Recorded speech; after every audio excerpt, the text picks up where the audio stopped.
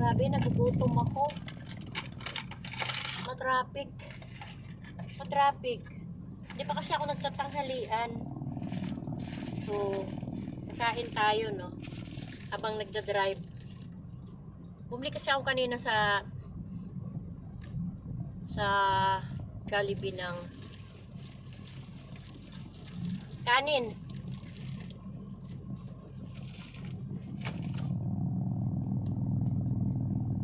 Walang hot sauce yung chicken nila.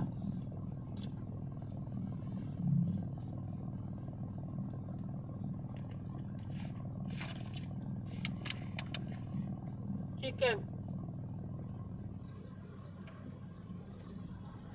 Hindi na kaya, gutom na ako.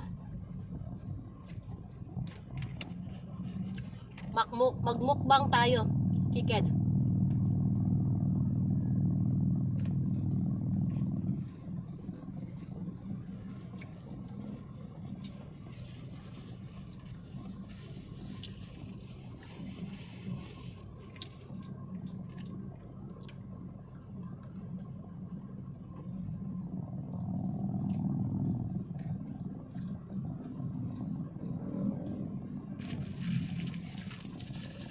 Traffic ah.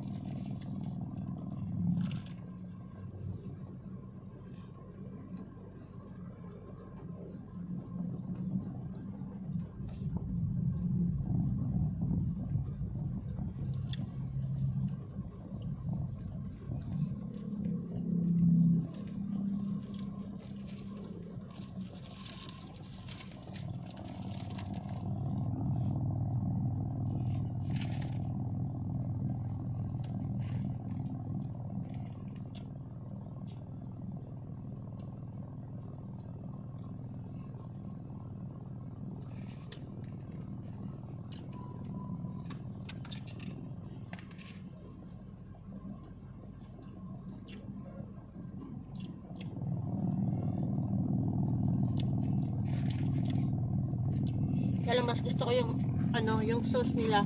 Yung gravy may hot sauce.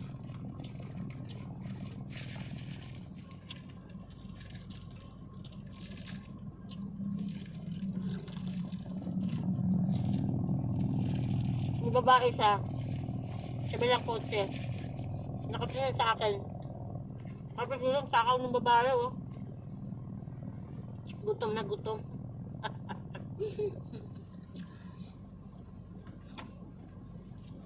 Habang traffic.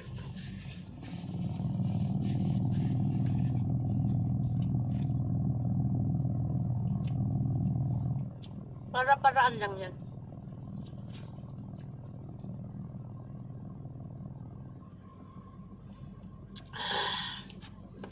Ang sarap kahit hindi na malamig.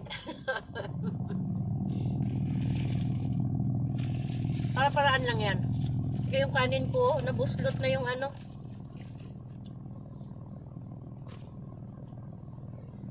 Ate, kain tayo.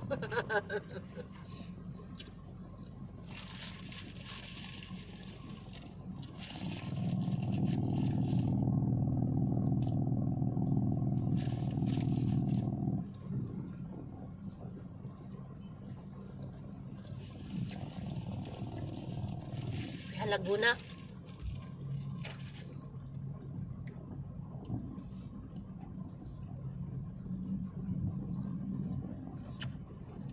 Laguna.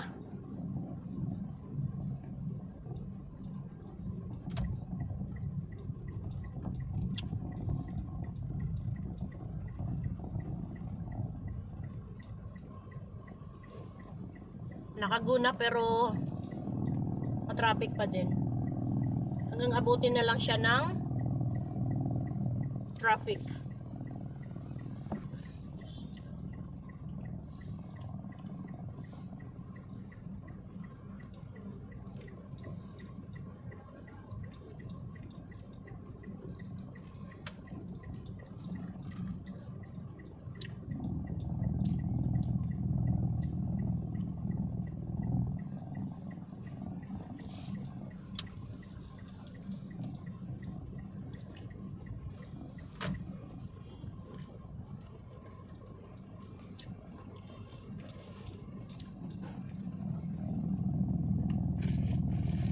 yung kanin ko. Tingnan lang.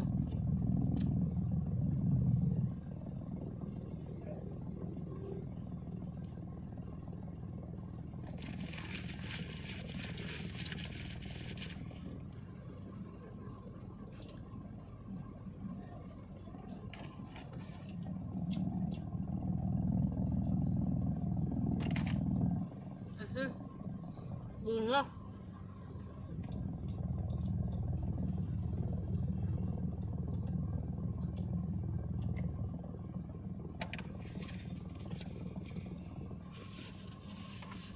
Diba?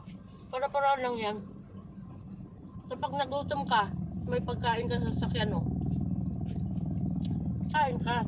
At nagda-drive, pwede kang habang traffic.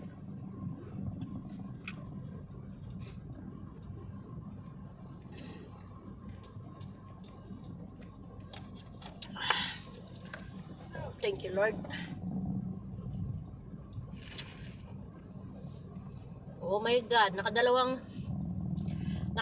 go na to, pero hindi pa rin ako nakakarating sa dulo, no? Walang french fries, masarap sana yung french fries.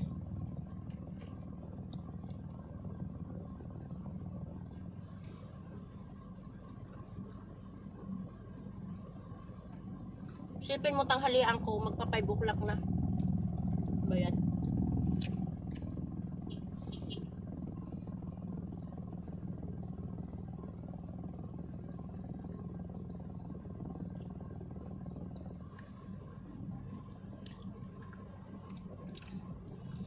Ayan.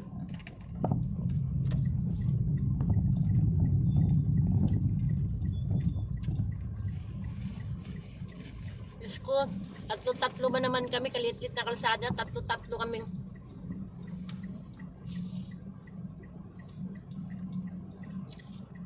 Hindi ka Manila driver dito, di ka makakalusot.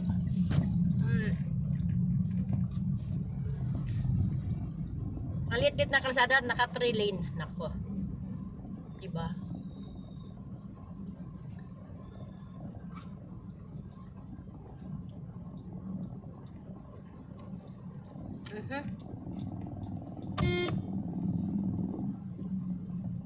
Atras ka pa eh. Nandiyan ako sa likod mo.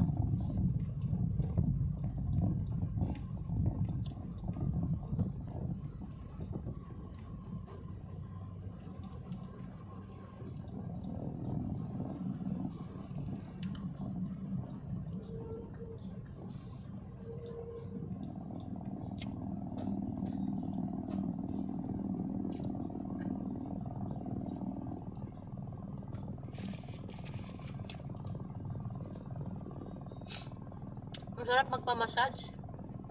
Haya ay ilayas pa.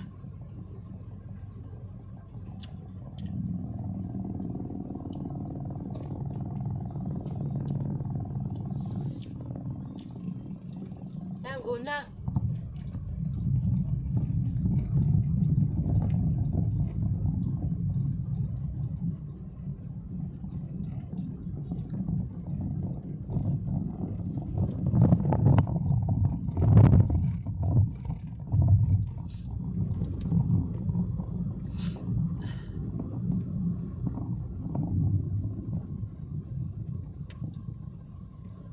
Oh my God, sumingit pa tong isa.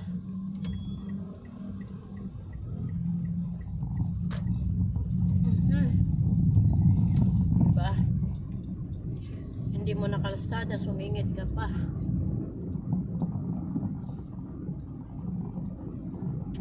Ayan guys, dito from Binyan or Santa Rosa going to my house, pag hindi matraffic, 20 minutes. Matagal na yung 20 minutes. Depende sa pag-drive mo. Grabe, nahilo talaga ako sa gutom kanina. Hindi pa talaga ako nakamove on.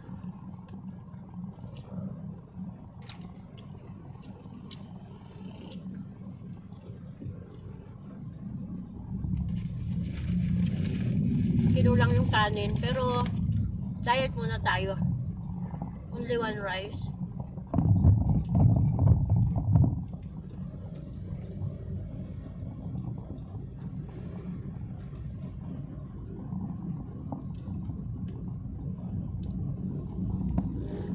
Itong pag na-drive ng single na motor, siguro kung marunong ako mag-bike, baka marunong ako na yan. Hindi kasi ako marunong mag-bike eh. Natakot ako mag-bike. Dahil nung araw, ang bike nung araw, yung matataas na bike, eh nakikita ko yung mga tiyahin ko nahuhulog sa kanal. Kasi nag-aaral sila mag-bike, nahulog sila sa kanal. Takot akong sugatan yung paa ko. Ayoko nagkakaroon ng peklat, peso. Basta takot talaga ako mag-bike. Kahit ngayon tinatry ko mag-bike, takot talaga ako.